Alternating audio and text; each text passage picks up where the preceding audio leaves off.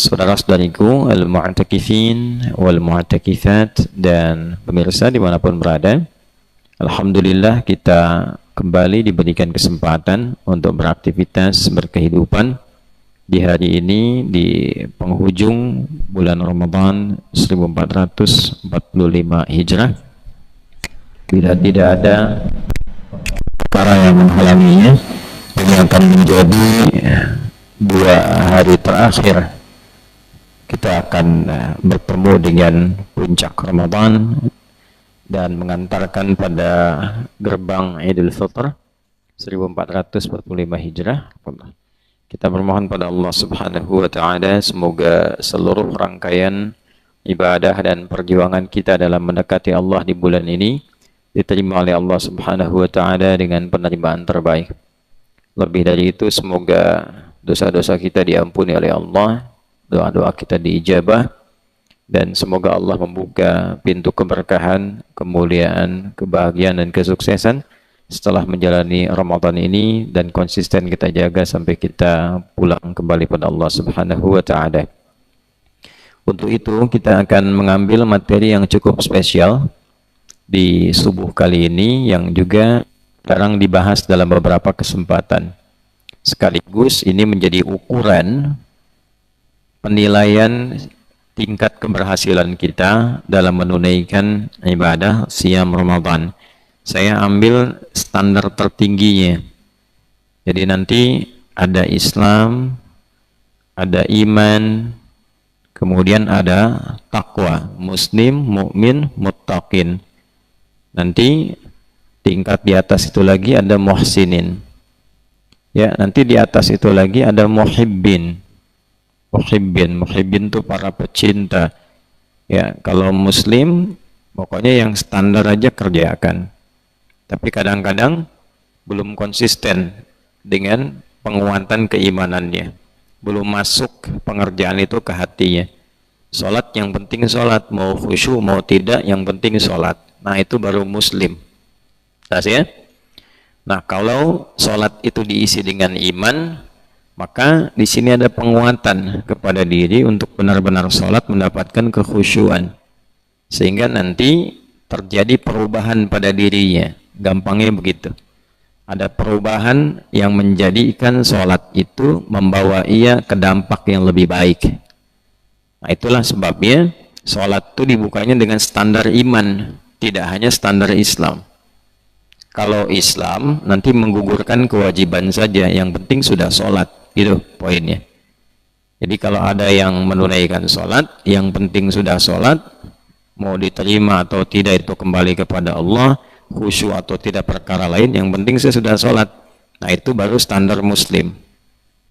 Tapi kalau kita kemudian mengisi dengan iman, sampai kita mencoba untuk mengetahui waktu-waktunya, kapan zuhur, kapan asar, kapan maghrib, isya, demikian ke subuh.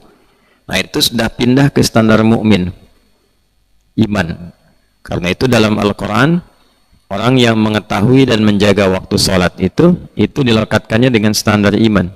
Inna salata kanat alal mu'minin, bukan alal muslimin, alal mu'minina kitabam mawquta. Jelas ya? Nah, nanti terdoronglah ya untuk meningkatkan kuantitas sholatnya. Pengen tambah atau bukan hanya yang fardunya, maka di situ nanti ada ciri iman juga melekat ke dalamnya. Nah, kemudian di atas itu nanti ada muttaqin. Ya, muttaqin itu bukan hanya beriman, tapi mencoba terus menaikkan level imannya. Tadi ketika dia sudah menjaga sholatnya diisi pakai imannya dengan standar keimanan, lalu dia mencoba menaikkan standar itu. Jadi kalau orang lain 5 waktu saja misalnya, yang ini coba tambah dengan sunnahnya. Dia bangun malam tahajud, dia kerjakan sholat duha, kan? Nah, itu levelnya naik dari mukminin menjadi muttaqin. Jelas? Nah, kita di Ramadan ini dinaikkan levelnya dari sekedar iman jadi takwa, dinaikkan levelnya. Karena itu panggilan puasa standarnya level iman, bukan level Islam. Ya, karena Islam itu formal, kita beragama, menuhankan Allah, siap berkomitmen Nah, kesiapan berkomitmen itu diisinya dengan iman. Jelas ya? Nah, dengan iman itulah kita dipanggil untuk menunaikan ibadah puasa. Jadi kalau nggak ada iman, susah meresponnya. Susah. Imannya tipis, lemah, sinyalnya lemah, redup aja. Nah, itu biasanya menghadapi Ramadan saja sudah malas. Kalau dia mengaku Islam tapi antipati, tidak peduli dengan Ramadan, nah ini tandanya imannya bermasalah. Jelas ya? Karena Ramadan itu panggilan iman. Ya ayyuhalladzina amanu, bukan aslamu. Ya ayyuhalladzina amanu. Tidak semua orang yang mengklaim Islam itu ya hadir iman dalam dirinya. Jelas ya? Hadir iman dalam dirinya. Dalilnya apa? Quran surah 49 ayat 14. Qalatil a'rabu amanna qul lam tu'minu walakin qulu aslamna walamma yadkhulul imanu fi qulubikum. Ya, jadi kalau belum hadir iman dalam dirinya, meresap pada jiwanya, bukan cuma di lisan, itu muslim. Baru formal dengan lisannya kalimat syahadat diucapkan. Nah, kalau belum sampai ke jiwa, belum terdorong tuh salat gitu kan. Makanya ada yang mengaku muslim tapi enggak salat. Ada yang mengatakan muslim tapi tidak puasa. Nah, ini sudah viral 15 abad yang lalu kisah ini dan Allah berikan statement yang jelas di situ. Kemudian dengan panggilan iman kita diminta menunaikan puasa. Ya ayyuhalladzina amanu kutiba alaikumus shiyam kama kutiba 'alal ladzina min qablikum la'allakum tattaqun. Nah, la'allakum itu untuk naikin level dari sekedar iman, mukmin menjadi muttaqin. Karena itulah level ibadah kita dinaikin dari porsi biasa. Ya, kita dimotivasi untuk bangun malamnya, tunaikan tarawih malamnya kemarin ya sampai terus malam ini kita tambah lagi dengan tahajud, lalu tutup dengan witir gitu kan, teruskan.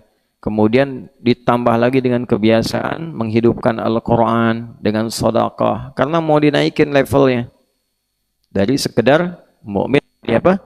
Muttaqin. Nah, nanti setiap kenaikan level ini itu dampaknya, bahasa kerennya feedbacknya ya itu terus bertambah juga sepadan dengan keadilan Allah. Tidak mungkin orang di atas standar mendapatkan pemberian standar, itu mustahil. Mustahil. Ya. Nah, saya beri contoh misalnya tentang rezeki ini. Kalau belum di level 1 muslim itu standar biasa nanti dapat. Tapi terjaga, penjagaannya tipis. Ya. Misal, cari rezeki ini, ya ayuhan nasu, kulu mimma fil ardi halalan thayyiba. Cari makan dengan yang halal dan hasilnya dapatkan dengan cara yang terbaik. Itu nanti rata. Muslim, non-muslim rata. Tapi orang Islam karena sudah bertuhan, menuhankan Allah, ada penjagaan kehalalan dalam dirinya. Tapi masih rentan dengan godaan. Karena jarang sholat misalnya, kan? Karena jarang sholat, maka an-nahyu anil fahsya wal munkarnya tipis.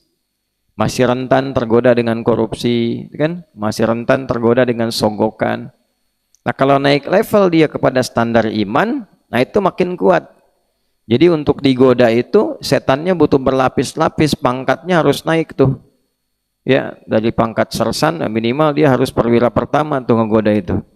Ya. Setan pangkat mayor misalnya kan, nah baru bisa berpengaruh tuh ya, baru bisa berpengaruh. Tapi kalau dia naik lagi levelnya ke muttaqin, nah setannya nggak biasa, levelnya harus naik lagi di atas itu, lebih tinggi lagi. Dan pemberian Allah pun tidak biasa. Ketika masuk pada kategori iman, pindah ayat kan, ya ayyuhalladzina amanu kulu min thayyibati ma razaqnakum. Allah dekatkan rezekinya, Allah dekatkan kepada yang berkah. Jadi kalau imannya makin kuat, yang dicari keberkahannya. Bukan cuma sekedar dapat. Ya, asas manfaatnya ada enggak? Ada asas manfaat tuh. Makan tuh bukan sekedar ingin, pengen ini, pengen itu gitu. Tapi manfaatnya apa? Bagi tubuh bagaimana? Dibutuhkan enggak? Yang penting minum tuh menghilangkan haus. Bukan bagaimana jenis makanannya. Nah, itu standar iman. Nah, kalau sudah takwa, dibuka lagi oleh Allah. Yang tadi baru ard, sekarang sama. Walau anna ahlal qura amanu wattaqu. Perhatikan. Muslim, iman, takwa. Ketika masuk takwa, tambah lagi. Walau anna ahlal qura, Quran surah 7 ayat 96, amanu plus wattaqau la fatahna alaihim barakatim minas sama wal ard. Dibuka pintu keberkahan langit dan bumi. Kalau sudah dibuka, akses mudah semua. Ya, akses rezeki min haitsu la yahtasib. Wa may yattaqillaha yaj'al lahu makhraja wa yarzuqhu min haitsu la yahtasib. Ilmu ditambah. Wattaqullah wa yu'allimukumullah. Ya kan? Apalagi kebahagiaan datang. Wattaqullaha la'allakum tuflihun. Jadi semua ditambah, tambah. Nah, karena itu akses kita saat menunaikan ibadah puasa meningkat. Coba deh direnungkan sampai di hari ini. 2 hari lagi kita mau selesai insya Allah. Sampai hari ini. Biasanya kalau di luar puasa mau makan nyari sendiri nggak? Bandingkan dengan saat puasa. Tuh, lebih gampang mana? Puasa. Lebih banyak mana? Ya, jangan gambarkan di Mira lah di sini gitu ya. Yang menunya alhamdulillah Allah kirimkan lebih dari baik gitu. Artinya istimewa gitu kan. Antum keluar saja, coba di masjid-masjid itu melimpah kalau Ramadan. Ya. Menu apapun gitu, dari mulai sahur sampai buka. Jadi sebetulnya Allah tunjukkan tuh, kalau sampai sebulan ditunjukin belum yakin, ada yang salah, error tuh dengan imannya itu. Error itu. Kenikmatan enak itu, istirahat enak, tidur enak, hidup teratur, badan sehat, rizki melimpah, mengalir, ditunjukin. Lebih bahagia mana? Saat Ramadan atau di luar Ramadan? Saat Ramadan. Walaupun kita banyak ibadah, tapi hatinya lebih tenang. Ya kan? Malam-malam berjihad, ya kan? Subuh-subuh jadi syahid. Pada tidur itu. Syahid temporer gitu kan. Udah gitu bangun lagi. Enak baca Qurannya, nambah. Makannya, nambah. Ya kan? Minumnya, nambah. Olahraga, nambah. Tuh lagi di luar Ramadan nggak bisa begitu tuh. Nah, Ramadan bisa senderan. Tuh, ya. Itulah kenikmatannya saat takwa itu meningkat. Nah, ini suasana ini bawa keluar Ramadan 11 bulan berikutnya. Jadi dibikin yakin oleh Allah, jangan dibikin lupa. Allah sudah ngasih ingat, manusianya lupa. Ya, itu poinnya, ya. Nah, di atas itu nanti ada muhsinin, ihsan. Nah, level ihsan itu bukan ihsan ini ya. Nah, tapi sifat namanya yang melekat. Kalau punya sifat, bagus. Level ihsan itu artinya meningkatkan ketakwaannya dengan merasakan pengawasan dari Allah Subhanahu wa taala dalam ibadah. Ini level yang luar biasa. An ta'budallaha ka'annaka tarahu fa illam takun tarahu fa innahu yarak. Hadis riwayat Muslim. Sanadnya tersambung ke Umar bin Khattab radhiyallahu taala anhu dari Nabi sallallahu alaihi wasallam. An ta'budallaha, engkau menjadikan aktivitasmu sebagai ibadah karena Allah. Oh, ka'annaka tarah fa illam takun tarahu fa innahu yarak. Perhatikan cara menerjemahkannya. Dan engkau merasa diawasi oleh Allah walaupun engkau tak mampu melihatnya. Nah, itu ihsan. Jadi sholat, mau ada orang, gak ada orang, yang penting kita merasa Allah lihat. Makan, Allah lihat. Kerja, Allah lihat. Makanya orang kalau kerja, merasa dilihat Allah, gak akan korupsi. Gak akan korupsi. Gak akan berzina. Tidak akan nyontek. Ya.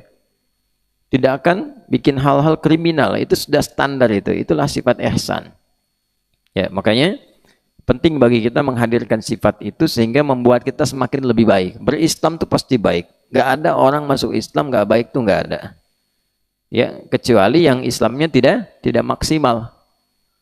Ya, Islamnya tidak optimal. Baik. Kemudian yang terakhir yang kita bahas sekarang, nah, di atas itu ada namanya muhibbin, para pecinta. Nah, levelnya bukan hanya ingin dilihat, tapi gimana caranya ketika dilihat itu Allah senang dengan amalan saya. Nah itu. Gimana caranya saya baca Quran bukan merasa hanya dilihat Allah, tapi Allah cinta dengan apa yang saya baca. Makanya baca Quran nggak sembarangan. Kan? Pegang mushaf aja beda kok. Sekarang orang macam-macam pegang mushaf itu. Ya, orang-orang yang muhibbin, yang ingin meraih cinta Allah, dia cara memegang mushaf itu udah lain. Cara masuk masjid itu sudah beda. Cara menyikapi waktu sholat sudah lain. Karena dia merasa ingin dicintai Allah, maka dia persiapkan. Laisa kamitslihi syai', enggak ada bandingan apapun dengan Allah Subhanahu wa taala. Saya hanya berikan satu permisalan saja, contoh. Anda kalau ingin bertemu dengan orang yang paling dicintai, kira-kira penampilan bagaimana? Rozik mana? Oh. Gimana tuh? Kalau ingin bertemu dengan yang paling dicintai, nggak akan sesantai Argi itu, nggak akan kayak gitu. Pasti penampilan diperbaiki itu, ya, lebih indah lagi, lebih bagus lagi, suara aja diatur-atur mau nelpon, gitu kan? Udah lain, kalimat ditata, ya, nggak pernah main layangan bilang sayang, gitu kan? Udah lain tuh ke anak. Jadi semakin tinggi rasa cinta, semakin kuat perhatian, itu standar. Nah, dengan cara berpikir yang sama, tapi tidak dengan cara berperilaku. Karena laisa kamitslihi syai', dengan Allah tuh mesti istimewa, nggak boleh disamakan apapun itu bentuknya. Maka orang-orang yang mencintai Allah, standar dia beribadah itu udah lain. Nah, kalau sudah dapat cinta Allah, itu raihannya tuh luar biasa. Otomatis ampunan diturunkan. Ya, kalau sudah Allah sudah cinta, yang pertama dikasih itu bukan dunia, karena dunia kecil. Ya, dunia itu kecil. Yang besar itu dunia. Mana dunia? Dunia mana? Badannya besar tuh. Ya, dunia itu sangat kecil sekali. Ya, kalaulah ada manfaat di situ, ya, sebesar sayap nyamuk aja misalnya atau lalat saja, kalaulah ada manfaatnya, bagi umat Islam tuh nggak sepadan. Ya, saking kecilnya dunia, karena ditinggalkan. Antum semewah-mewahnya dapat dunia, jadi kecil, ketika meninggal tuh hilang. Itu maksudnya. Ya, jadi jangan terlalu berlebihan anggap dunia. Jangan berlebihan anggap dunia tuh, ya. Biasa aja, karena apa yang dicari itu ditinggalkan. Jadi kalau ada orang mencari terlalu serius pada yang ditinggalkan, itu masalah. Kecuali serius mencari dunia sebagai instrumen alat untuk meraih akhirat. Jadi orientasinya kemana? Ke akhirat. Nah ini poinnya. Yang pertama Allah berikan adalah ampunannya. Qul in kuntum tuhibbunallaha, tadi yang saya baca, fattabi'uni yuhibbukumullah wa yaghfir lakum dzunubakum. Udah. Jadi yang pertama Allah kasih itu ampunan dari semua dosa. Kalau sudah enggak ada dosa, dijaga maksudnya oleh Allah dari perbuatan dosa, maka semua dikasih. Sifat baik dikasih, doa belum minta udah dijawab, sepanjang ada harapan-harapan itu semua dibukakan pintunya. Ya, itulah rasa cinta yang bisa kita dapatkan. Untuk itu, insya Allah materi subuh ini kita akan belajar tentang cara meraih cinta Allah Subhanahu wa taala. Maksudnya begini. Kalau kita mau belajar dan ingin meraih sesuatu, selalu pasang target itu yang tertinggi. Karena kemampuan yang Allah berikan kepada kita itu super maksimal. Super maksimal. Jelas ya? Jadi kalau kita pengen ngerjakan apapun, pasang yang tertinggi. Misal, kuliah nih. Berapa IPK tertinggi? 4 misalnya. Maka targetkan oleh kita 4. Jelas? Karena kemampuan kita itu Allah berikan sampai ke situ. Bergantung pada ikhtiar kita, kesungguhan kita, kemauan utama kita. Kalaupun nanti nggak nyampe ke situ, karena tingkat ikhtiarnya nggak maksimal, saya kan? Maka standar turunnya itu jelas, 3,5. Ya kan? Jelas standarnya, karena pasang targetnya tinggi, dampak kekidanya adalah persiapannya pun lebih maksimal. Sama kalau kita pasang targetnya di muhibbin, nyangkut-nyangkutnya di muttaqin atau paling rendah mukminin. Ya, jadi kalau dipasang targetnya itu paling minimalis, untuk menjangkaunya nanti satu, menjaganya tidak mudah, dan kalau nyangkut itu persoalannya serius nanti. Ya, ada orang Arab Badui datang pada Nabi Sallallahu Alaihi Wasallam, dia mengatakan, oh kama qala ya Rasulullah dullana, ya Rasulullah tolong tunjukkan pada kami, ya, amalan basita, atau kama qala, amalan yang sederhana, yudkhilunil jannah, yang penting aku bisa masuk surga. Dullani ala amalin basitin yudkhilunil jannah, atau kama qala. Ini pinter ini, modal dikit keuntungan pengen banyak. Gak usah rumit-rumit ya Rasulullah, gak usah yang susah-susah, sederhana aja, yang penting ke surga, kan intinya surga ya Rasul. Nah, ini orang desa datang ke Nabi konsultasi. Dulu orang Baduy itu pinter-pinter, banyak sekali hukum-hukum turun karena pertanyaan orang Baduy dulu tuh. Jadi jangan anggap rendah orang desa, jangan anggap rendah orang desa itu, ya, keutamaannya banyak.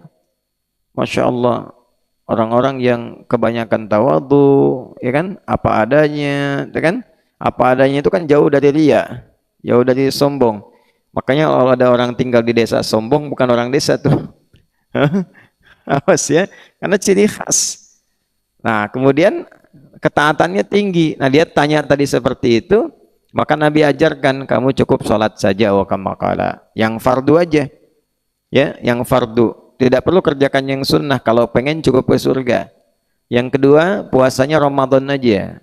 Yang ketiga, kalau ada harta lebih, zakat.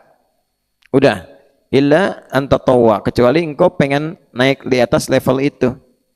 Nah, kemudian jaga diri dari maksiat. Tiba-tiba orang itu komen begini, ya, komen dia, ya Rasulullah SAW, oh kama qala, saya akan kerjakan yang itu dan saya akan jauhi maksiat. Ya kan? Tontolah kok dia pergi. Lalu Nabi komen. Perhatikan komen Nabi ini. Itu langsung like kemudian subscribe. Kata Nabi itu gini, ya. Aflaha in sadaqa au dakhalal jannata in sadaqa.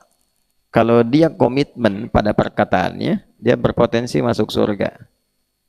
Berpotensi masuk surga. Ya kan? Tapi surganya kan nggak disifati, artinya surga standar yang biasa aja. Ya, ke surga. Tapi surganya apa? Yang standar. Standarnya tetap surga. Yang kenikmatannya mala ainun ra'at wala udhunun sami'at wala khatara ala qalbi bashar. Tapi orang ini, lihat perkataannya, saya akan jaga yang fardu itu, saya nggak bisa kerjakan yang sunnah tambahannya, tapi saya akan jaga diri dari maksiat. Perhatikan, catat kalimat ini. Ya. Saya kerjakan yang fardu, saya tidak tambah dengan yang sunnah. Tolong dilihat asbabul wurudnya. Jangan cuma sampai situ, paham ya. Karena tinggalnya di mana tadi? Desa Baduy. Orang Baduy Arab, desa Arab beda dengan desa kita. Baduy di Arab itu artinya tinggalnya di padang pasir. Sudah pernah ke padang pasir belum? Nah, padang rumput kan sudah pernah kan? Kemarin kita ke bukit ke atas kan padang rumput. Sapi banyak. Ya kan? Makan rumput di mana aja, nyebar. Kita baru datang dia udah lewat, Dirik sama Sidki. Oh, gitu kan? Lewat lagi tuh. Padang rumputnya banyak. Di padang pasir cari sapi, nggak ketemu.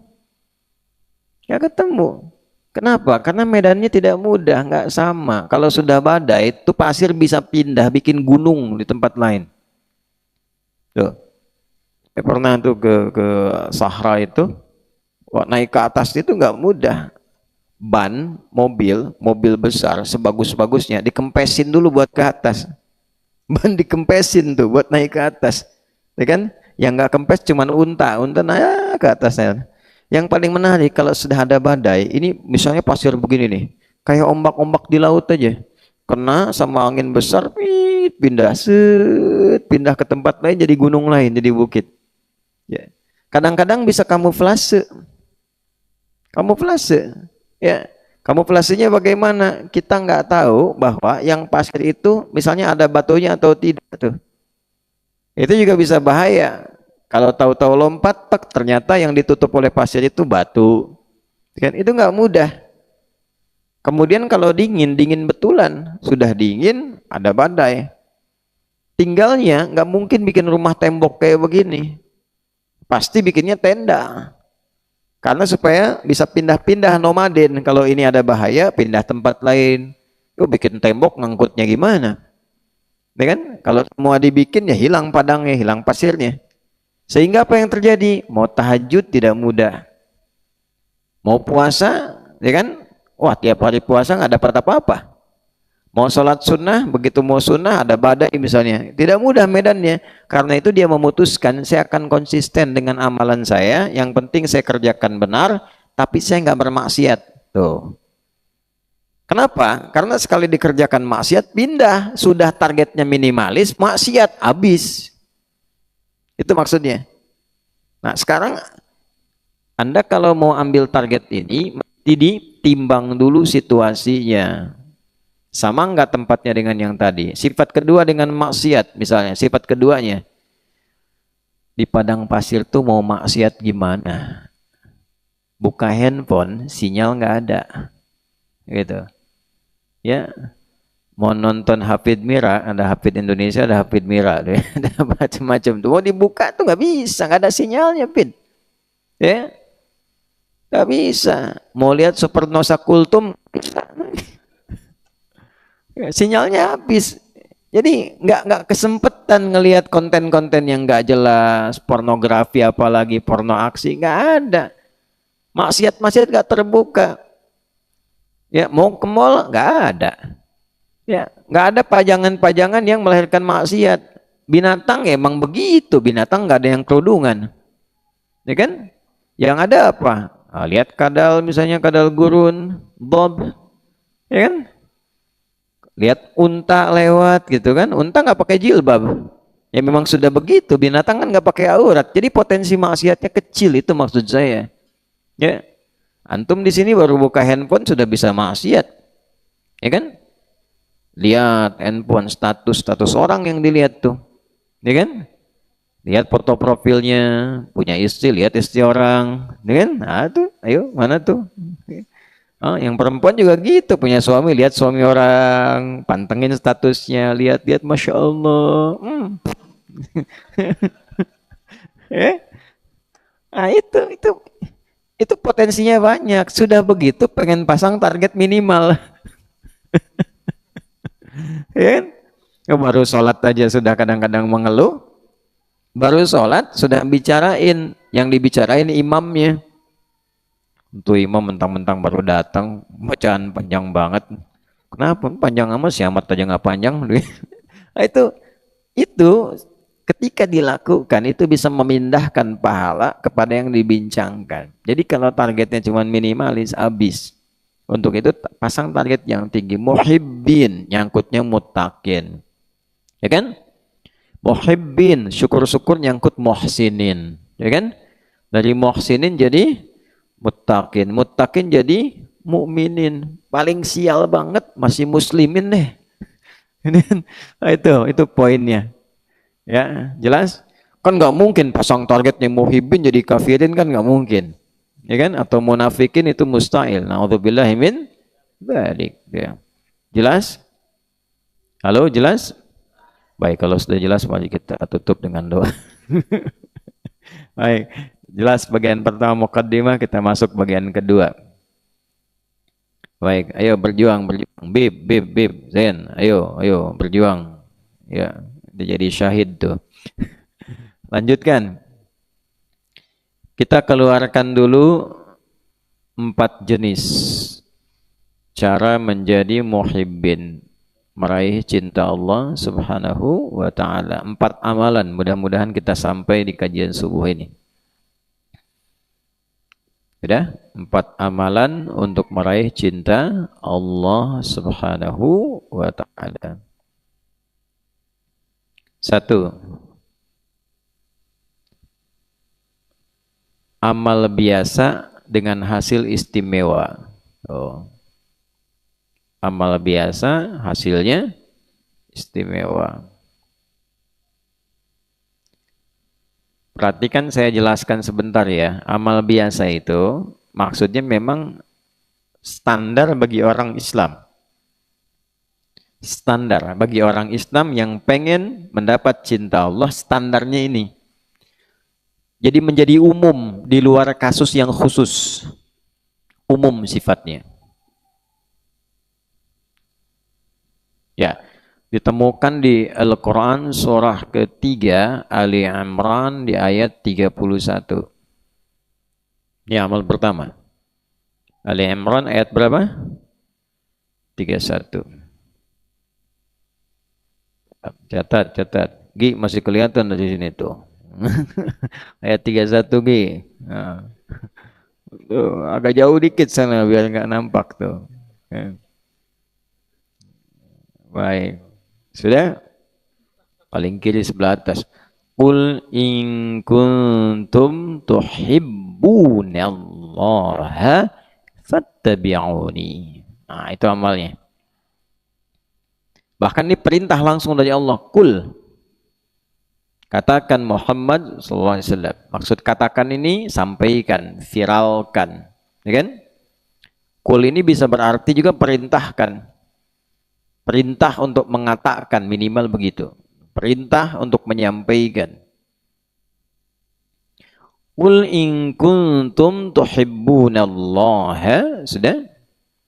Katakan, viralkan Muhammad sallallahu alaihi wasallam, in kuntum tuhibbunallaha, kepada umatmu jika kalian serius mencintai Allah. Jika kalian serius mencintai siapa? Allah. Ya, dicatat dulu ya tadi Ali Imran ayat 31. Halaman berapa? 54. Paling kiri sebelah atas. Katakan Muhammad sallallahu alaihi wasallam, in kuntum tuhibbunallah. Jika kalian, maksudnya umatnya, maksudnya kita, ya umat Nabi Muhammad SAW serius mencintai Allah. Perhatikan cara menerjemahkannya. Bisa begini.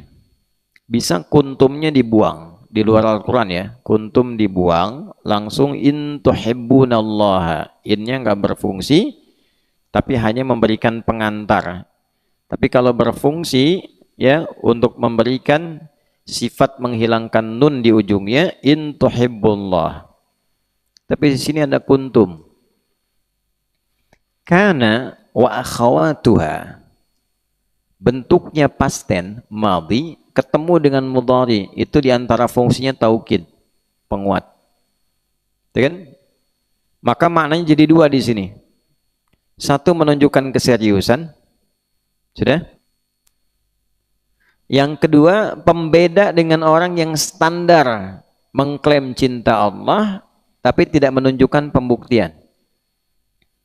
In kuntum tuhibbunallah, jika kalian serius mencintai Allah, artinya ada yang mengatakan cinta Allah tapi enggak serius. Banyak. Ya. Ta'sillaha wa tadharu hubbahu.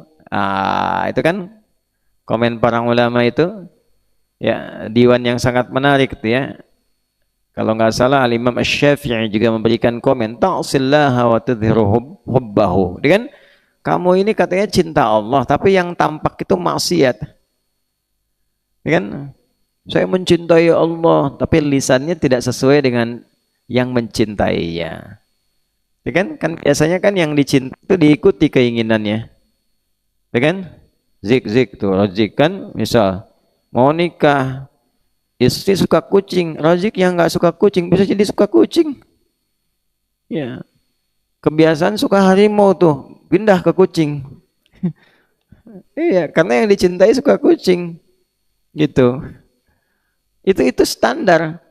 Nah, maka ketika seorang merasa mencintai Allah, ya ditunjukkan dengan keseriusan. Jadi kalau orang hanya maaf mengatakan cinta tapi tidak ada pembuktian dengan kesungguhan, nah maka di situ ada ya satu pertentangan, bahasa kerennya paradoks, ya tidak sama dengan apa yang terjadi, atau bahasa viral sekarang anomali, kan sesuatu yang berbeda. Jelas? Baik. Nah, jika serius mencintai Allah, gimana caranya? Ini poin kita. Fattabi'uni. Maka buktikan cinta itu dengan cara mengikuti pedoman yang Nabi tunjukkan. Nah, karena perintahnya ini disampaikan, maka jadi standar. Itulah sebabnya di awal kita katakan yang standar untuk umat Islam. Jadi standar umat Islam itu mestinya cinta Allah. Tuh, perhatikan bagaimana Allah menempatkan dan mengajari kita memasang target standar itu bagaimana? Standar itu tingginya. Kasih yang paling tinggi. Ya, jadi kalau kita pasang targetnya standarnya tinggi, nyangkutnya pun insya Allah masih ada bekasnya. Itu maksudnya. Ya, jadi tempatkan standar pertama kita mencintai Allah itu. Jadi kalau standar itu tidak sampai kepada pokok yang diinginkan, nyangkutnya jelas. Kalau nggak muhibbin tadi apa? Muhsinin. Kalau bukan muhsinin apa? Muttaqin. Bagaimana yang kita dapatkan dan kita lakukan? Pertama kali, satu, fattabi'uni, ikuti pedoman berkehidupan yang disampaikan siapa? Nabi. Karena itulah dalam Islam menariknya semua perilaku hidup saat kita beraktivitas itu ditunjukkan oleh Nabi caranya. Dan ini menunjukkan kebenaran ajaran Islam sebagai agama yang hak. Siapakah Nabi Muhammad yang ditetapkan oleh Allah lahir di tempat yang sangat rendah, lembah. Ya kan? Akses ke situ tidak mudah, tingkat kriminalnya tinggi, ya terbatas, keilmuannya terbatas, informasi akses untuk mendapatkannya tidak mudah. Kok bisa memberikan petunjuk lengkap dari bangun tidur sampai tidur lagi yang orang sekarang pun belum tentu bisa bikin begitu. Ya, sekarang fasilitas paling lengkap nih sekarang. Ya. Tunjukkan satu-satu saja manusia di muka bumi ini dengan standar kelengkapan sekarang. Akses internet ada, googling bisa, searching gampang. Ya, sekarang mau apa aja cepat sepersekian detik tuh. Ya. Fajri, Raja Pantun mau kultum tuh, itu bisa tahu siapa yang ada di depannya. Siapa beliau, lahirnya kapan, tanggalnya apa, cuman nama aja meleset, Sampurna jadi Sumeno, gitu kan? Ya, karena kecepatan ngakses gitu, loadingnya agak lambat tuh. Ya, itu aja. Tapi pada intinya semua bisa diakses. Dengan segala kecanggihan teknologi dan kelengkapan informasi sekarang, tidak ada satupun manusia yang bisa bikin pedoman berkehidupan dari bangun tidur sampai tidur lagi. Dengan presisi yang tinggi. Artinya bukan cuma pedoman, bisa dibaca, ada maknanya, dikerjakan, ada artinya, ada dampaknya. Bisa nggak tuh? Ya. Coba rinci kegiatan manusia dan itu semua bisa melakukan. Tidak peduli apakah di Asia, di Eropa, di Afrika, di Amerika, semua bisa melakukan. Coba dari yang paling kecil bangun tidur, semua bangun, diajarin cara bangunnya. Dikasih pedoman berupa doanya. Doa itu kan bukan hanya menjadikan kegiatan jadi formal ibadah, bukan. Tapi di situ ada nilai pedoman. Yang kedua ada pahala. Tuh visinya sampai akhirat. Udah gitu setelah itu ngapain tuh ditunjukkan setiap stepnya ada doanya. Ke toilet aja kakinya tuh diatur langkahnya. Toilet kiri dulu ya, keluarnya kanan. Terus masuk bacanya ini, keluar ini, bukan sekedar suruh dibaca, tapi ada makna di dalamnya, dijelaskan detil. Bagaimana seorang manusia bisa melakukan itu? Ini menunjukkan ini bukan syariat biasa, bukan bikinan manusia, bukan produk budaya. Jadi kalau ada yang mengatakan produk budaya dan ternyata gelarnya tinggi, itu gelarnya kemungkinan harus dipertanyakan, kurang riset, kurang baca, kurang vitamin intelektual. Gitu aja cara memahaminya sederhana. Ya, akal sehatnya kalau berfungsi, menalar kemudian itu menemukan kebenaran Islam, pasti itu ditunjukkan. Jelas? Nah, ini untuk menguatkan keyakinan kita tuh. Satu titik. Apa tujuannya pedoman itu dihadirkan? Litukhrijan nasa minadh dhulumati ilan nur. Itu jawabannya. supaya kita selalu mendapatkan pencerahan. Jadi kalau ngikutin pedoman Nabi itu hidupnya cerah, pasti berhasil. Betapa banyak yang beliau sampaikan atas petunjuk Allah 15 abad yang lalu, baru bisa dipahami sekarang. Baru bisa dimengerti sekarang. Dulu kan pasta gigi belum ada. Yang dipakai kan kayu kan, yang disebut siwak itu kan. Bukan kayu biasa, di Arab kayu banyak, yang dipakai siwak. Coba riset siwak itu.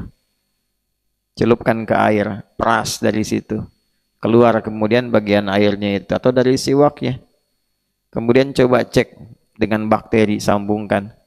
Ya, lihat pakai mikroskop itu. Lihat apa yang terjadi.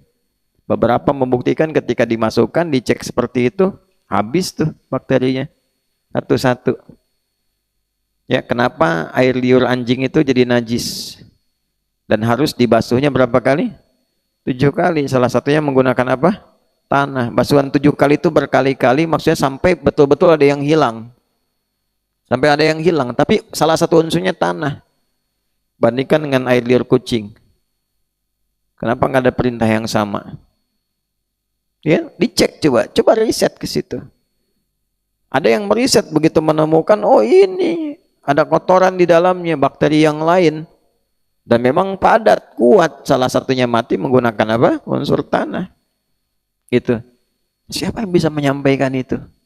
Ngasih pedoman demikian. Karena itu, setiap ada tuntunan dalam Islam yang diverifikasi Nabi tuntunkan kepada kita, pasti di dalamnya ada kebaikan, ada nur, ada cahaya, ada pencerahan yang mengantarkan kita pada kebaikan dalam semua aspek kehidupan. Silahkan cek. Jadi pasti orang yang ngikutin Nabi itu sudah pasti hidupnya itu tercerahkan, mudah, nyaman, kalau sukses itu cepat, dan diberi pembuktian di semua level kehidupan. Yang dengan jabatan tertinggi. Ya, sekarang misal negara paling besar itu, misalnya sekarang Amerika ya, dengan konteks sekarang. Luas wilayahnya segimana sih? Segitu-gitu aja kan? Makanya disebut Amerika, se-Amerika-Amerika aja. Dulu ketika diikuti pedoman dan jadi pejabat tuh, ya, pusatnya di Madinah, tapi provinsinya sampai Afrika Utara. Afrika Utara itu benua Afrika. Afrika Utara itu provinsi waktu itu. Ya. Gubernurnya nanti kelak namanya Musa bin Nusair. Pangdamnya, pangdam tuh, ya. Panglima militer daerah Afrika Utaranya namanya Tariq bin Ziyad. Cuman diusus Tariq ke Iberia, Andalusia, sekarang Spanyol dan Portugal itu tiba-tiba bisa menjadi bagian. Ya, yang paling hebat maju, yang tadinya tertinggal Iberia itu maju jadi peradaban 7 abad. Sampai sekarang masih dilihat.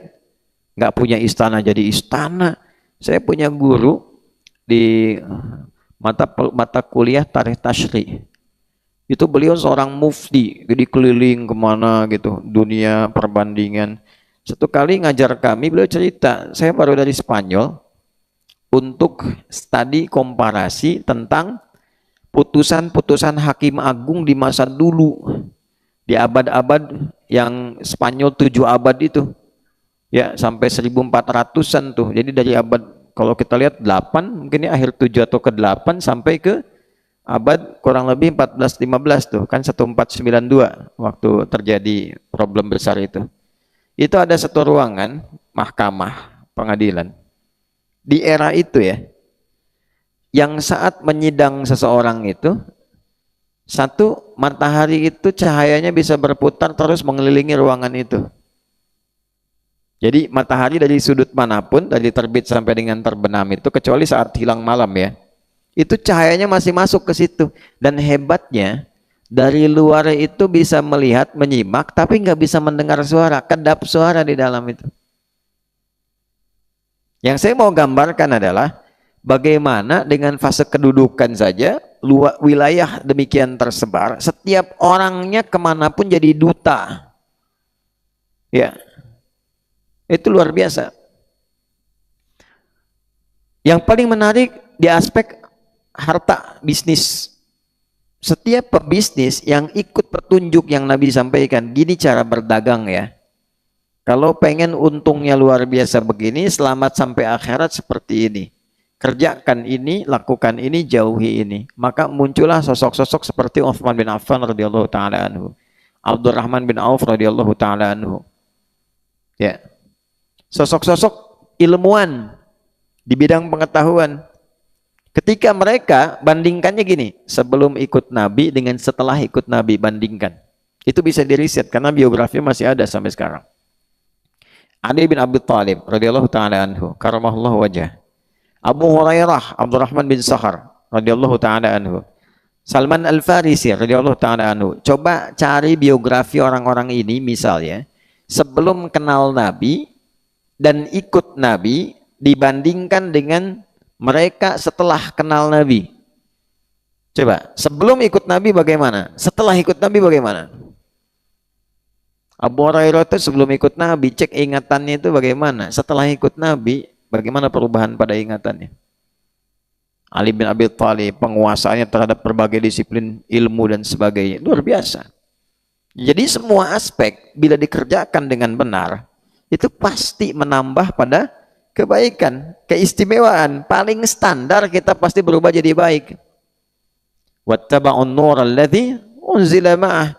Kalau diikuti itu cahaya yang melekat pada Nabi, atau sudah yukhrijana minadh-dhulumati ilan nur. Keluar kita dari kegelapan menuju sisi terang. Itulah bacaan di antara R.A. Kartini, Raden Ajeng Kartini itu di antara bacaannya minadh-dhulumati ilan nur. Diterjemahkan ke bahasa kita apa? Habis gelap terbitlah terang.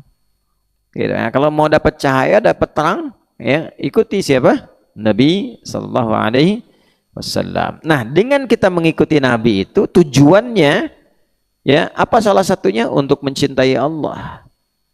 Dengan mencintai Nabi, hubbun Nabi sallallahu alaihi wasallam. Tunjukkan hubbun Nabi itu dengan mengikutinya. Nah, cinta Nabi, Nabi yang enggak diikuti. Ya. I love you Nabi, aku cinta padamu. Dia aku cinta padamu tapi enggak diikuti. Ya, padamunya aja, padamu. Pembuktiannya nggak ada, kan susah. Jelas ya? Nah ini bagian yang pertama. Baik, nah ini kalau kita dapat, walaupun dia standar, hasilnya istimewa.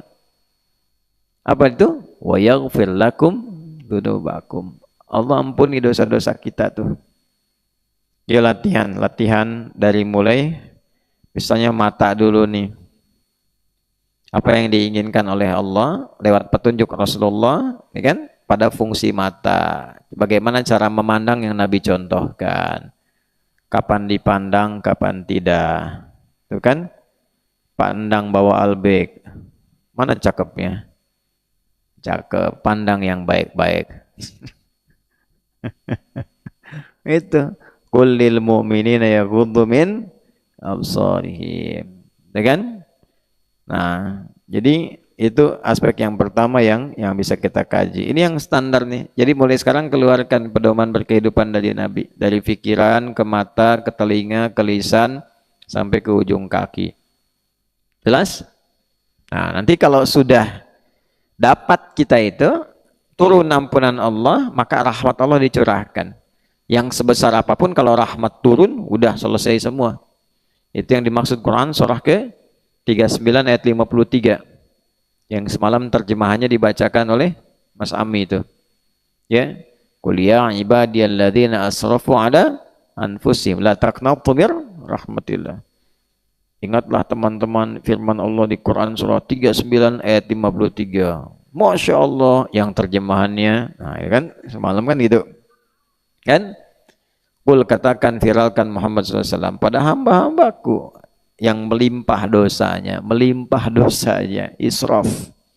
Israf itu berlebihan. Ya, udah tahu nasi kotak jatah satu, tambah yang lain, tuh kan? Dia udah tahu gorengan cuma cireng, tambah yang lain, tuh kan? Jatah satu, tambah yang lain. Ya, darmaji lah. Tuh kan? Nah, itu israf, ya kan? Tahu darmaji enggak? Nah, itu ya. Darmajinya daharnya pakai bahasa Jawa, dahar 5 ngaku siji gitu ya. Makannya 5 ngakunya 1, itu israf. Ya. Ngakunya cuman ngambil ayam, ternyata ayamnya numpang di Alphard, Alphardnya sekalian diambil, gitu kan? itu salah satu israf namanya. Ada israf dalam berdosa. Israf berdosa tuh gini, kalau nggak melakukan rasanya kurang lengkap. Kamu tahu nggak? Dia kemarin mencuri ini. Oh yang benar, besok saya buktikan. Nah itu israf. Jadi kalau belum dikerjakan rasanya belum lengkap. Semua dikerjain. Jahil iya, jahil dalam hal yang buruk, ya kan? Kemudian apalagi bikin hoax iya, mencuri iya, menipu iya, dikerjakan yang buruk-buruk gitu. Hati-hati ya, ada beberapa dosa. Dosanya itu dia dosa menular. Jadi kalau dikerjakan bisa nular, nular ke dosa lain atau ke orang lain. Hati-hati. Misal zina tuh, ya zina itu kalau sudah berlaku, udah kemana-mana tuh, bisa ke mabuk, bisa ke lain-lain dan sebagainya. Itu bahaya, itu bahaya. Pornografi, makanya hal-hal yang mendekati zina harus dijauhi. Wala taqrabuz zina, takrab di situ ke instrumennya jangan didekati. Ya pornografi itu paling bahaya. Saya punya teman meriset itu memindai salah satunya otak manusia itu gelombangnya.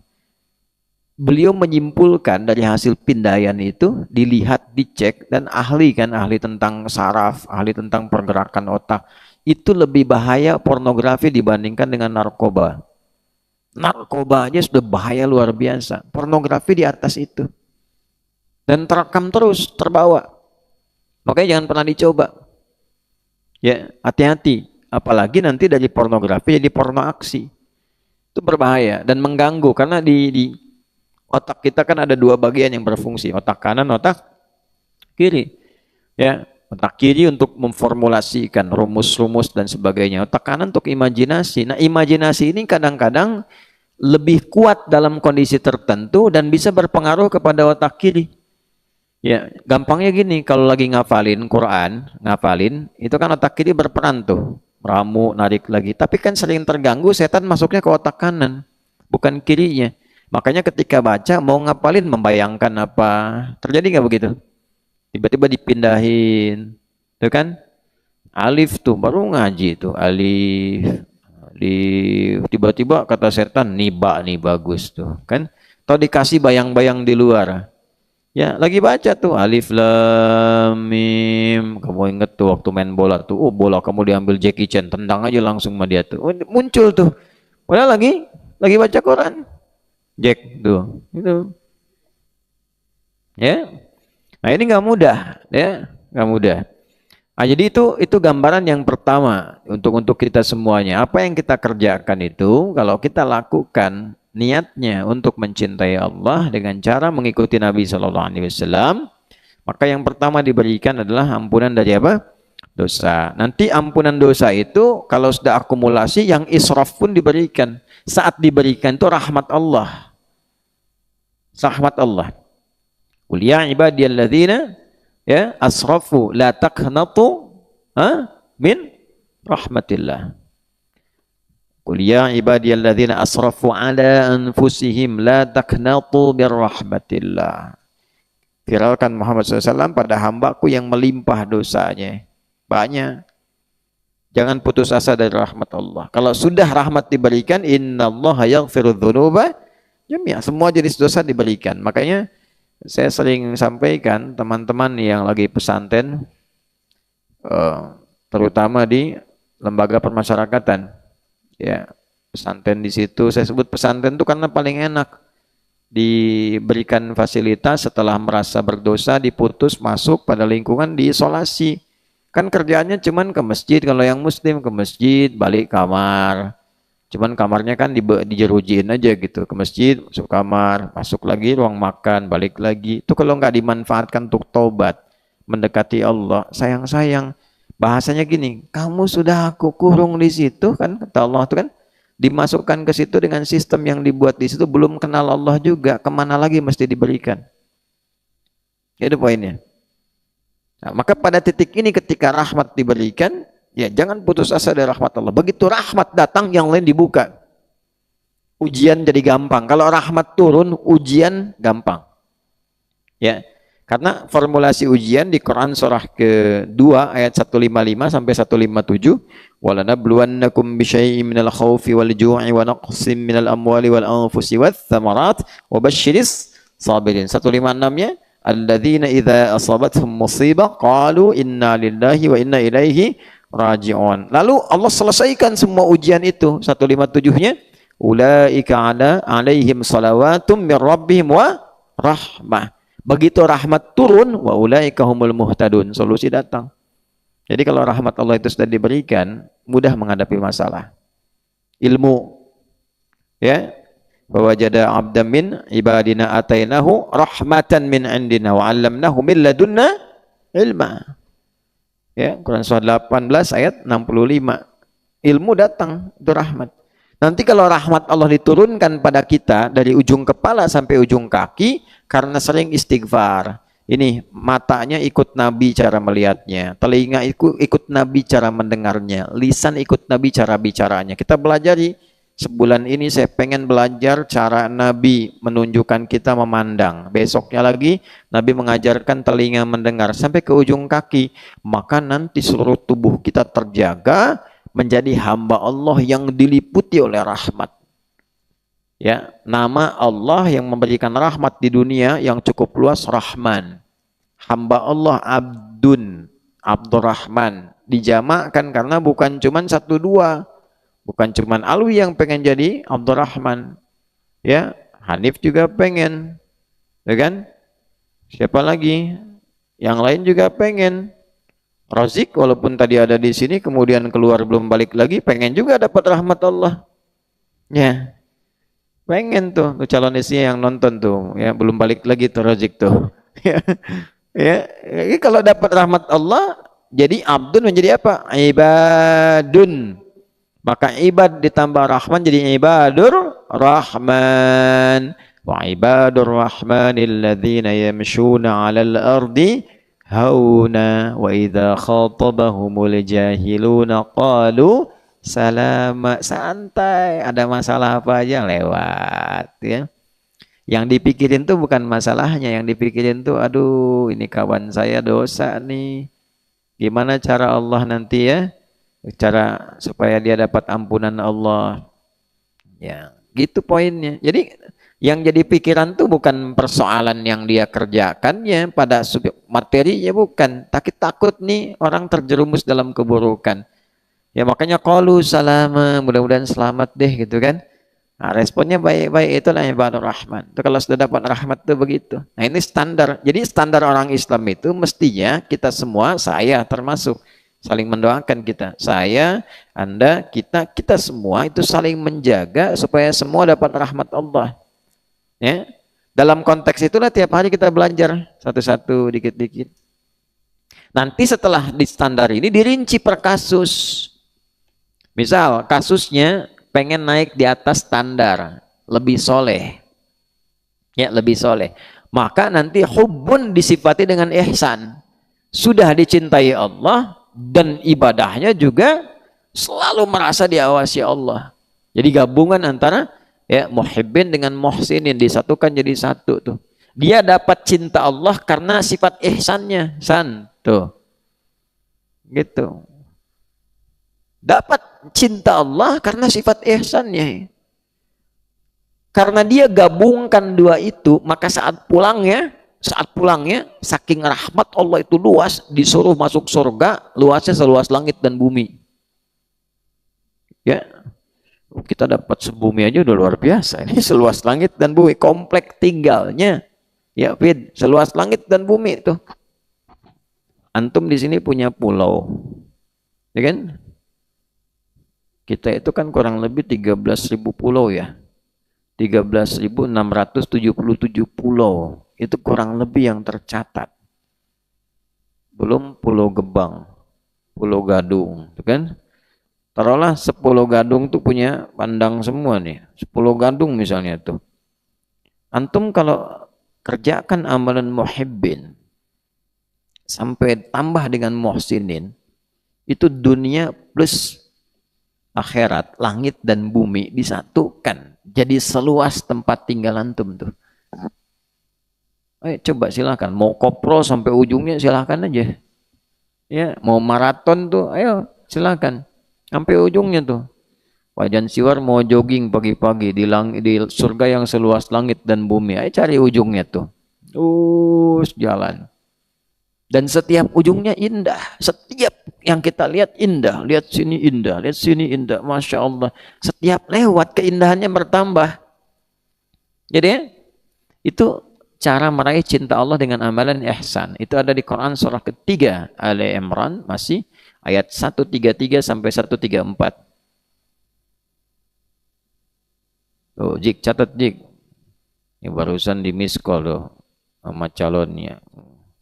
Ah, dicari sama Ustaz, cepet balik. Emang kenapa? Kayaknya diundur pernikahannya. Diundur tipes lagi anda. Ayo, sudah? A'udzu billahi minasyaitonir rajim. Wasari'u ila maghfiratin mir rabbikum wa jannatin 'arduha as-samawati wal ardu u'iddat lil muttaqin. Lihat amalannya ya sampai kita dapatkan cinta Allah dengan orang ihsan. Alladzina yunfiquna fis sarra'i wad dharra wal kadhiminal ghaidha wal 'afina 'anin nas. Sampai di sini nih amalan yang tadi muttaqinnya nih. Tapi lihat ujungnya, wallahu yuhibbul muhsinin. Jelas? Halo? Ya kan? Bergegaslah, cepat. Kalau saro'a itu artinya cepat, jangan banyak mikir. Jangan terlalu banyak persiapan. Ya. Beda dengan sa'a. Kalau sa'a itu bergegas tapi ada persiapan. Misalnya, sekarang hari Senin, besok hari Selasa, besoknya lagi Rabu, lusanya Jumat, masa Kamis. Bangun Mbak, bangun, kum. Lusanya Rabu, nah, lusanya Pak Dulo juga salah sebenarnya dari itu. Cuman diam-diam aja.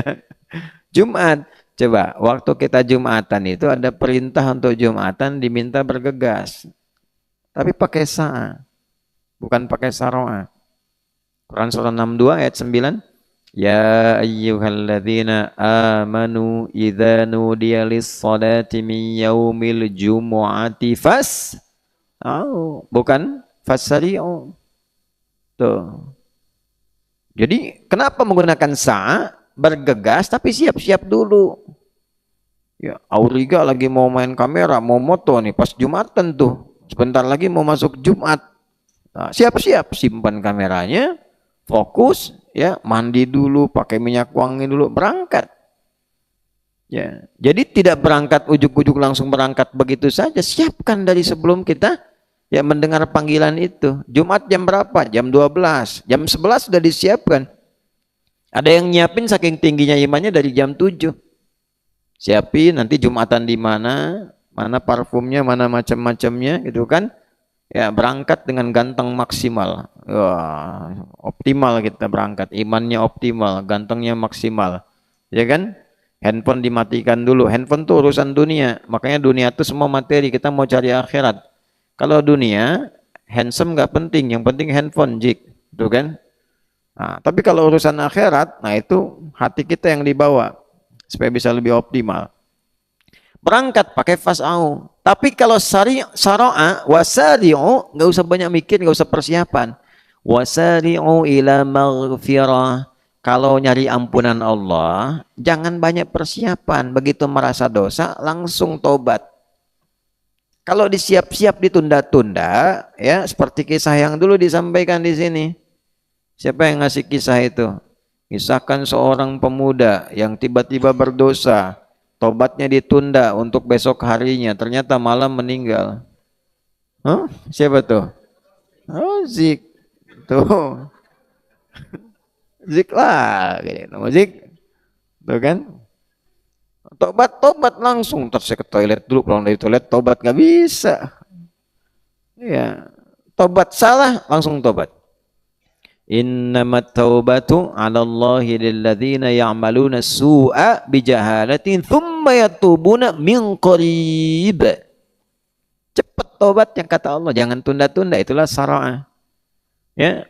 Nanti ada orang yang setelah itu dia berharap mendapatkan tempat pulang seluas langit dan bumi. Wa jannatin arduhas samawati wal ardu 'iddat lil muttaqin. Nah, orang takwa, ada golongan takwa. Takwanya yang mana nih levelnya?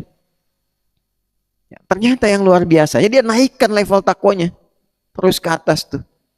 Dari mulai latihan berbagi, alladzina yunfiquna fis sarra wad dharra. Kan berbagi itu melapangkan hati, makanya pulangnya dikasih tempat seluas lapangan. Wal kadhiminal ghaidha, nahan marah. Nahan marah itu meluaskan hati, bukan menyempitkan.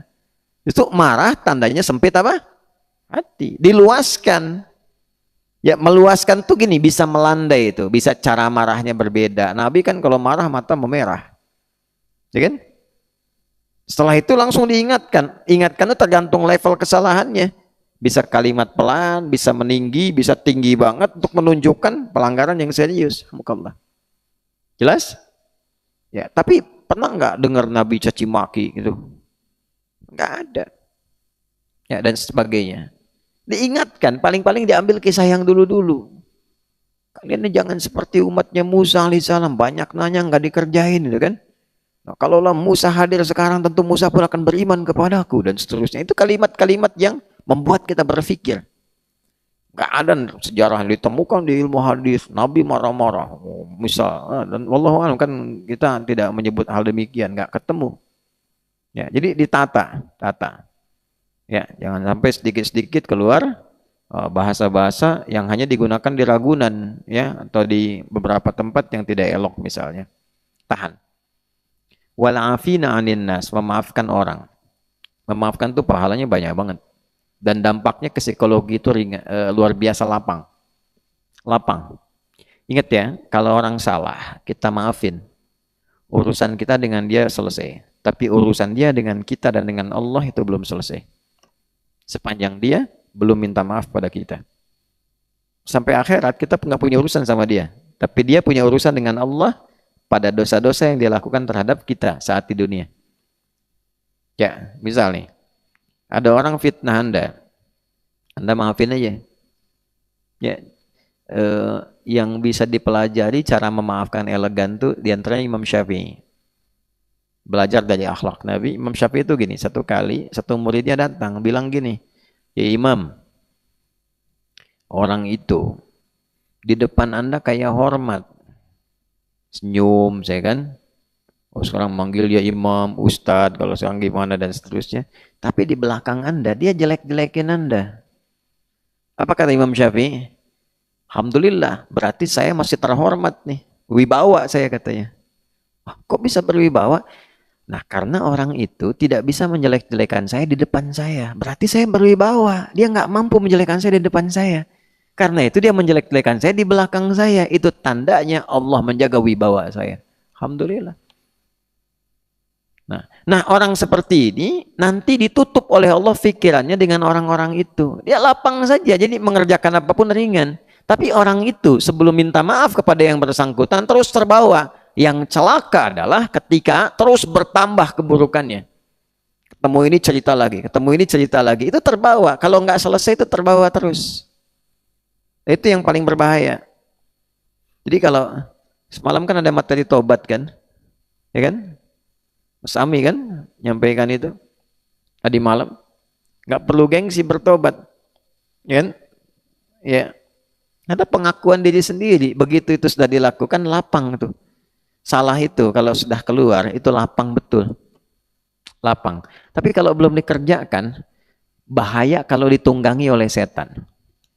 Setan tuh gini, saya bocorkan ya, bocor halus banget nih.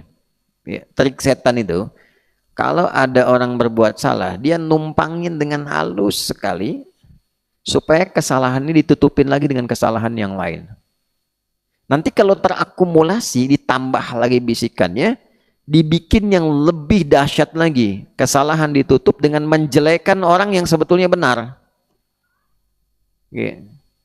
Ayam dicuri nih. Yang nyuri ayam ini kalau ditumpangi setan nggak mau tobat, ini bisa menjelek-jelekan yang punya ayam, padahal dia yang nyuri. Paham? Nah, itu tipikalnya tuh. Ya, dan sekarang eranya kan era berkembang teknologi, setannya makin canggih. Ya, bisa masuk lewat IG, bisa masuk lewat status.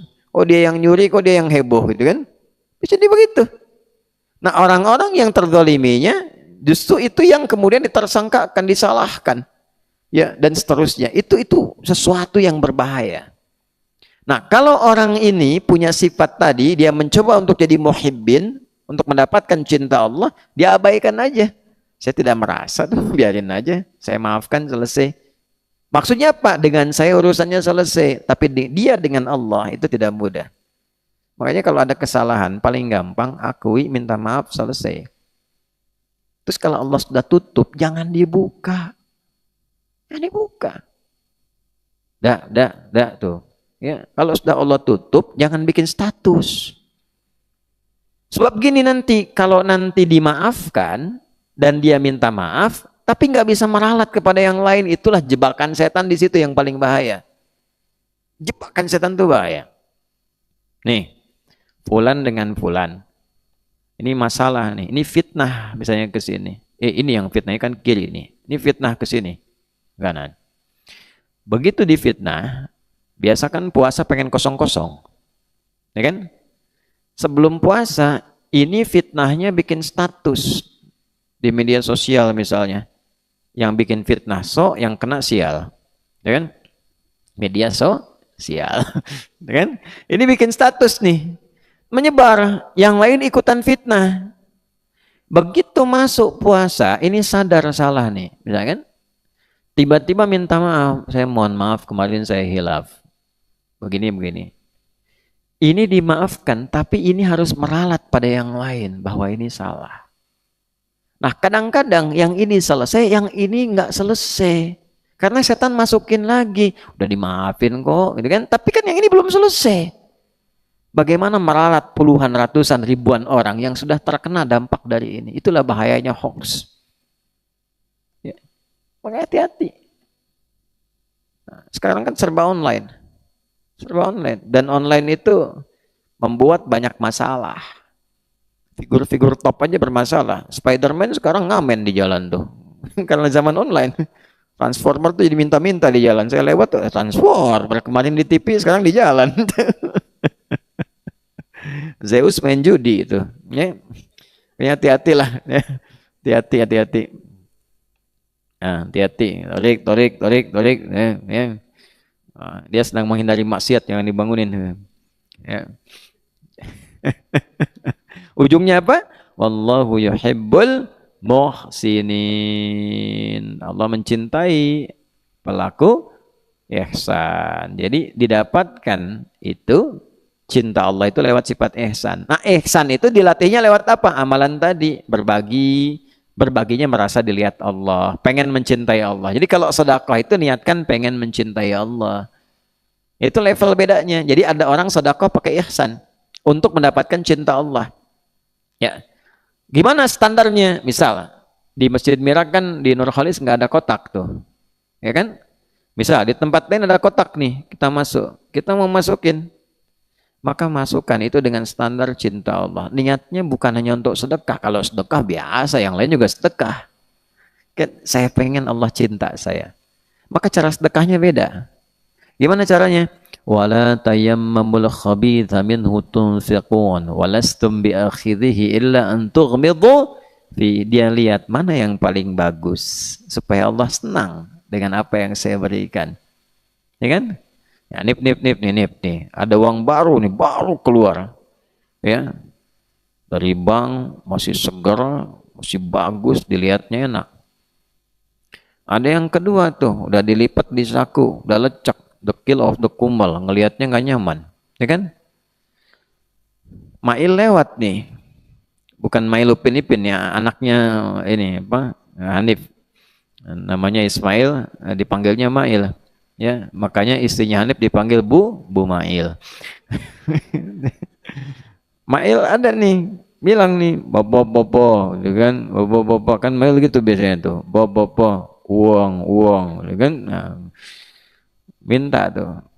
Ada tetangga Anif dan niat sedekah tuh. Zaid datang, anaknya Aldi,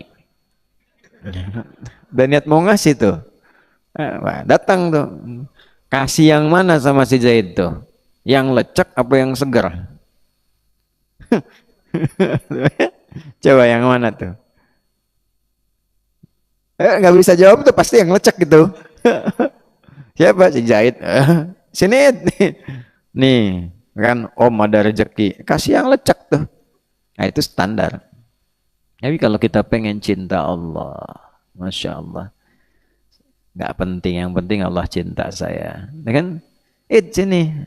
Om ada rezeki. Nih, insya Allah masih bagus. Simpen ya, jangan kasih sama Abi. Simpen aja, ya kan? Bawa tuh Mas Zaid tuh. Mail nanya, Bapak, mailku yang ini gitu kan? Jawab apa? Hah?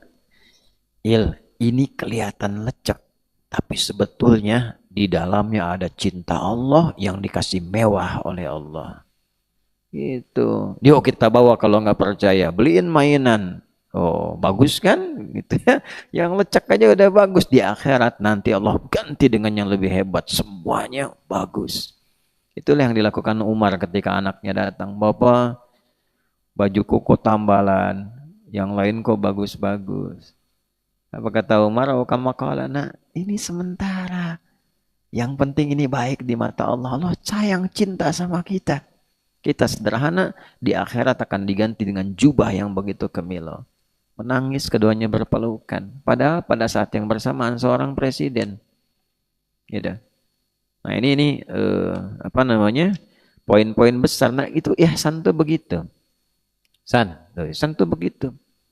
Ya nggak penting orang dengar bacaan jadi imam di depan. Yang penting Allah mencintai bacaan saya. Gitu. Orang mau senang mau tidak, oh Ustaz bacanya bagus benar. Ah biasa aja Pak. Wah biasa aja. Bagusan Pak dulu. Gitu aja nih. Biasa aja. Ya, Pak Duni Masya Allah adanya luar biasa. Ya, saya pas buka tadi saking taunya Pak Duni yang adzan kecelekok saya gitu kan ya. Misal ya saking terkena getaran frekuensi adzan tuh. Ya, beliau kan harus ditepuk. Kalau nggak ditepuk suaranya naik terus tuh. Ya. Asyhadu an la ilaha illallah. Naik, tepuk dulu, pek, berhenti itu. Itu. Ya. Itu luar biasa. Itu mengamalkan hadis. Hadisnya apa?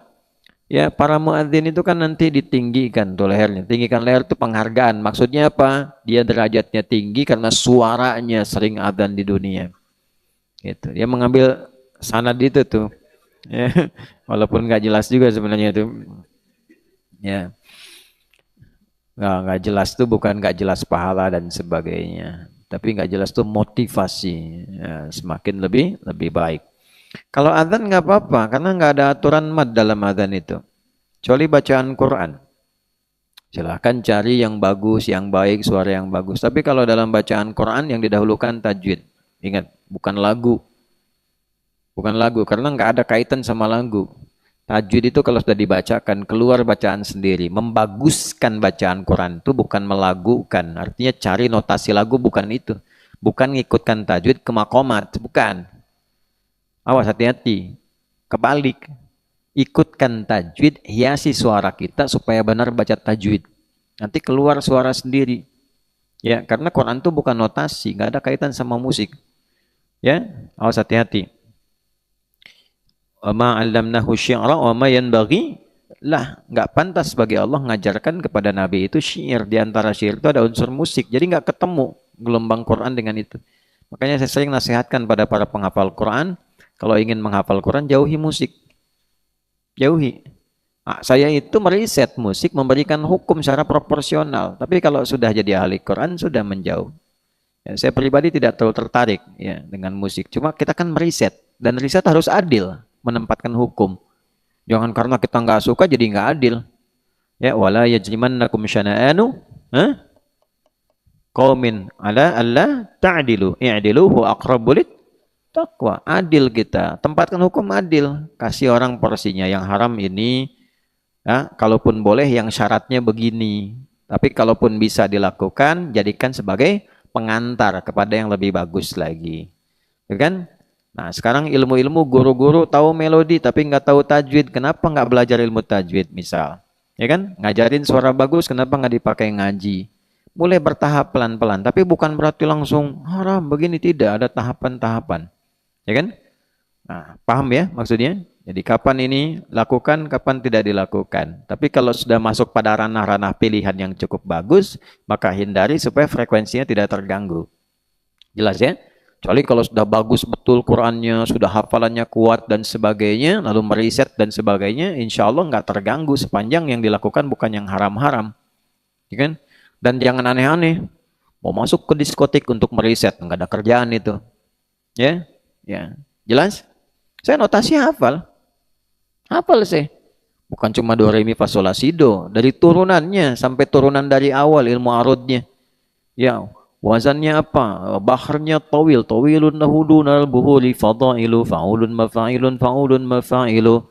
Ya kan? Apalagi rajas. Mustaf'ilun, mustaf'ilun, mustaf'ilun, mustaf'ilun, mustaf'ilun, mustaf'ilun. Sampai dengan zihafnya. Kapan dipotong, kapan nggak tahu saya. Alhamdulillah. Sampai masuk ke nazam dipakai di alfiyah, tahu saya pakai rumusnya rajas musdawaj. Rumusnya tahu, alhamdulillah. Ya, kalamuna lafzun mufidun kastaqim wasfun wa fi'lun thumma harfunil kalim mustaf'ilun mustaf'ilun mustaf'ilun mustaf'ilun mustaf'ilun mustaf'ilun. Itu paham. Masuk ke notasi sekarang.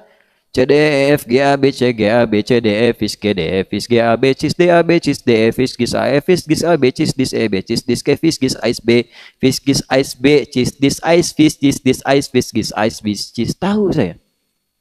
Ya, untuk apa? Untuk meriset kapan larinya kemana. Ini kapan begini, kapan seperti ini. Oh, kapan? Kenapa ada dalil ini? Kenapa begini? Kenapa di sini dibolehkan? Kenapa di sini dilarang? Jenisnya apa saja yang ada di zaman Nabi? Sebelumnya jahiliyah apa saja? Jenis musik ada berapa genrenya? Sampai 7 genre itu kita tahu dan kita belajar ke dalam ilmunya itu supaya menyimpulkan. Ya, tapi pada akhirnya apa? Quran yang paling indah. Jelas? Quran yang paling indah. Sampai mana tadi itu? Hah? Nah itu sampai situlah kurang lebih ya. Jadi kita kembalikan lagi mencintai, mendapatkan cinta Allah lewat sifat apa? Baca Quran ingin dicintai Allah. Ya, jadi nggak usah terlalu diliuk-liuk, mad sampai hilang. Ya, madnya apa pemu? Iya Pak Imad ketiduran. Bukan Pak Imad, tajwidnya pakai mad tuh, panjangnya nggak tepat. Ya kan? Kapan panjang, kapan pendek. Ini karena ngikutin melodi, rumus ini, rumus itu, akhirnya madnya ngikut ke situ, salah. Wakofnya nggak betul, ibtidanya salah. Kan jadi problem. Ya kan? Kapan vi, vo-nya tebelin dikit, nun, tebelin nun. Mana ini nun? Tebelin dikit. Vi, ya, vi. Tuh. Iya, ya itu kan ada huruf mengalirnya. Jadi tasdidnya jangan terlalu ditekan. Iyyaka na'budu wa iya, tidak. Iya, ya-nya tuh lepas mengalir. Iya, tekanannya nggak usah terlalu kencang-kencang. Ya kan? Nah, itu dipakai. Jadi kalau kita pakai itu sesuaikan, nanti bagusin suaranya untuk baca itu. Jadi bukan Quran ditarik ke melodi, salah. Ya. Besok-besok nanti jadi repot tuh. Zaman Nabi kan nggak pernah baca Quran pakai teori musik. Ya, misal itu ada rumus madid. Dari madid itu keluar syair jadi qasidah. Namanya Tolang al-Badru. Tolang al-Badru alaina. Itu rumusnya pakai melodi madid namanya. Madid, ya kan? Tapi nggak pernah dibacain oleh Nabi misal atau sahabat waliyudzubillah siapapun misalnya di zaman itu baca wadduha walaili idza saja. Nggak ada. Sampai sekarang.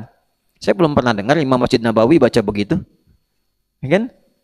Terus tiba-tiba ke sini kenapa baca Fatihah pakai lagam melodi Manuk Dadali? Iyyaka na'budu wa iyyaka nasta'in. Bubar. Ya.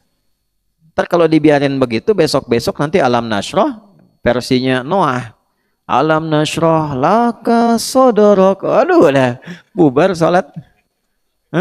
Zik, catat Zik tuh, hati-hati tuh. Ya, jadi nggak usah terlalu kreatif lah. Nanti kalau dibiarkan semakin aneh. Mau lebaran telepon Allah, kan? Aduh, ada. Ntar besok mau Jumatan WhatsAppan sama malaikat lagi. Udah. Kalau semakin aneh-aneh gitu artinya semakin waspada. Waspadalah, waspadalah. Itu bahasa hadis tuh. Iyyakum wa iyyahum. Jaga diri baik-baik. Ngaji yang betul. Ngaji, ya. Nah, kenapa saya sampaikan ini penting ke aspek-aspek tadi? Karena kadang-kadang sekarang informasi itu bahasa kerennya terdestruksi sehingga jadi distraksi dalam penerimaan itu. Jangan aneh-aneh sekarang. Ustaz Ali Hidayat ini tidak sunnah karena menghalalkan musik ini dan sebagainya. Oh, kita aja nggak suka musik. Cuman menempatkan sesuatu pada tempatnya. Kapan fatwa begini, kapan begini, kapan begitu. Jelas? Paham tidak? Nah, ngaji begitu. Nanti kalau ngaji nanti pas kita masuk ke ilmunya, kitabnya dijajarin. 1, 2, 3, baca ini. Yang berpendapat begini siapa, dalilnya apa, kemana ngacu ke Nabi ini. Nanti kesimpulan di akhirnya bagaimana. Itulah proses tarjih namanya. Mengumpulkan informasi, menimbang, dilihat mana yang paling kuat dalilnya atau menempatkan sesuai porsinya. Sehingga bisa bijak dalam menilai tanpa harus menyalahkan orang lain yang beda pandangan juga. Yang terakhir itu paling penting. Ya. Masih ada waktu? Oh, kalau diam semua berarti sudah habis waktunya. Baik ya. Nah, satu dulu deh buat tambahan satu lagi ya. Kan 4 tuh baru 2 kan? Yang standar dengan yang dicintai. Ini kan yang soleh. Sekarang kita cari yang salah. Ini yang mahal. Ya, Allah itu kalau sudah mencintai hamba, nggak dilihat tuh. Ya. Bukan nggak dilihat begini, bukan maksudnya itu nggak dilihat siapapun dia. Yang penting kalau dia mau mencintai Allah diterima. Ya, yang standar. Terus kasus yang soleh, sekarang yang salah. Kok yang salah pengen cinta Allah, diterima juga cintanya tuh. Nah, di mana kita bisa menemukan itu ya di pertemuan besok, insya Allah ya. Nah, besok sabar, tenang ya, supaya pelan-pelan catatnya diamalin dulu yang tadi. Dan mumpung lagi itikaf, cinta standar naikin menjadi cinta yang khusus, cinta yang soleh, mengerjakan ihsan sehingga merasa kemudian diawasi oleh siapa? Allah. Masuk surganya seluas apa? Langit dan bumi. Di mana tempat masuk pertama kalinya? Di tamannya langsung. Jadi kalau ada 8 tingkatan, di tengah-tengahnya itu tamannya, nanti langsung naik ke atas terus tingkat tertinggi. Nah, itu ada yang saya sering bacakan, makanya saya agak favorit surat itu tuh. Agak favorit. Kalau teman-teman sering simak, kalau kami ngimami dengan izin Allah, itu sering kali baca surat Adz-Dzariyat kan. Ayat 15 sampai 23 itu saya favorit ayat itu tuh. Ya. Innal muttaqina fi jannati wa uyun. Akhidina ma atahum rabbuhum innahum kanu qabla dzalika muhsinin. Kanu qalila minal laili ma yahja'un wa bil asharihum yastaghfirun. Gitu. Ada orang-orang takwa itu dengan level tertentu dia masuk ke surganya langsung di taman surga. Indah dengan segala keindahannya. Akhidina ma atahum rabbuhum, ya. Dia mendapatkan janji anugerah dari Allah sesuai dengan komitmen dia saat di dunia. Dijanjikan, dia percaya dengan janji itu dia kejar. Ya. Apa yang dia lakukan saat di dunia? Dia punya sifat ihsan. Ya. Kanu qabla dzalika muhsinin. Sebelum dia masuk ke tempat indah itu di dunianya, dia selalu lakukan meraih cinta Allah dengan perbuatan-perbuatan yang merasa diawasi Allah. Bagaimana latihannya? Ternyata latihan spiritual dulu supaya kenal Allah. Ya, tak kenal maka ta'aruf. Ta'aruf is. Ya. Kamu jangan sampai kenal calonnya Rozik langsung sayang, tidak. Kan tidak kenal itu tidak selalu sayang, ya. Zik. Malah lagi haru-harunya kamu ya. Jadi dalam situasi itu kenali dulu Allah. Kenalnya lewat apa? Ibadat tambahan. Apa itu? Kanu qalila minal laili ma yahjaun. Bangun malam. tahajud, supaya kenal Allah. Sampai hadir rasa cinta itu. Nah itu poinnya terhadap Allah.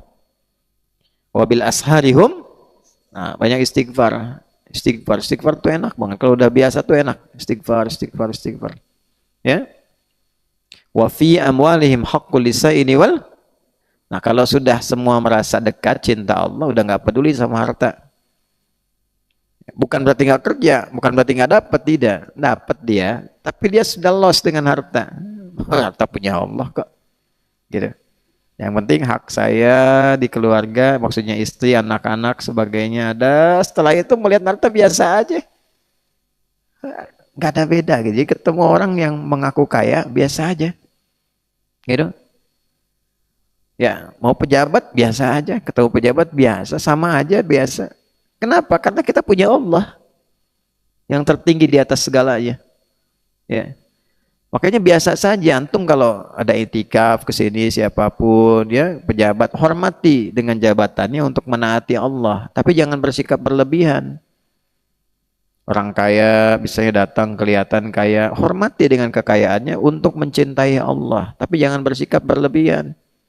Ya, antum tuh petugas langit tuh. Maksudnya apa? Ngajar dan sebagainya. Nah, jangan sampai ilmu antum jadi rendah. Oh, karena diundang orang kaya, antum ceramah, dia makan. Berhenti ceramahnya. Sampaikan dulu, Pak, saya sedang menyampaikan hidangan langit. Kalau Bapak mau makan yang ini, silahkan. Tapi kalau mau makan dulu, saya tunggu sampai selesai, baru saya ceramah lagi. Gitu. Jangan rendahkan ilmu itu, mahal ilmu tuh. Sekolah tinggi-tinggi keluar, berangkat ke Turki, dari Turki ke Sudan, mau wisuda, kampusnya dibom, nggak bisa kuliah, balik sini. Perjuangannya mahal. Tiba-tiba dakwah ketemu orangnya makan. Berhenti dulu. Pak, saya nuntut ilmu itu dulu kurang makan. Saya kesini ngajar, Bapak makan. Gitu kan? Nah, dengan cara yang sopan tentunya, jangan Bapak kalau nggak berhenti saya pulang nih. Bukan nggak begitu caranya. Nggak begitu caranya. Alhamdulillah Bu, Pak, kalau masih lapar silahkan makan dulu. Saya tunggu ya. Nah, mungkin 5 menit nanti kita sambungkan lagi. Ya. Habis itu? Nah, dengan cara yang baik. Tapi marwah dijaga. Musim-musim tertentu jangan kalah. Ya, karena pemilu habis sama uang tuh. Hati-hati. Ya, atau karena kepentingan tertentu fatwa hilang, tuh jadi ulama yang benar tuh, ya. Kalau nanti masuk MUI, di ormas, di mana, konsisten dengan yang baik, ya, konsisten, dihisab tuh, dihisab kamu tuh, ya, yang betul ngajar, ami ngajarin tobat kamu semalam, tobat tuh, tobat, ya. Udah lama-lama nanti mana-mana itu ya. Jadi itu yang kita sampaikan hari ini. Semoga Allah menjawab doa-doa kita, melancarkan rezeki kita, mengampuni dosa kita, menjadikan bangsa kita bangsa yang baik, dan semoga kita dijaga oleh Allah Subhanahu wa taala. Semoga perjuangan kita di Ramadan ini diterima oleh Allah Subhanahu wa taala. Para syuhada juga dimuliakan oleh Allah. Tidur-tidur tuh ya. Semoga tidurnya menghindarkan diri dari maksiat insyaallah dan baik-baik. Allahumma taqabbal minna innaka antas samiul alim wa tub alaina innaka antat tawwabur rahim. Allahumma ja'alna min ibadikal muhibbin laka ya arhamar rahimin wa muhibbi sayyidina Muhammad sallallahu alaihi wasallam rasulikal mustafa ya arhamar rahimin. Rabbana atina fid dunya hasanah wa fil akhirati hasanah wa qina adzabannar. Wa sallallahu ala sayyidina Muhammad wa ala alihi wa sahbihi ajma'in. Wa akhiru da'wana subhanakallahumma rabbana wa bihamdika nashhadu an la ilaha illa anta nastaghfiruka wa natubu ilaik walhamdulillahi rabbil alamin. Demikian, assalamualaikum warahmatullahi wabarakatuh.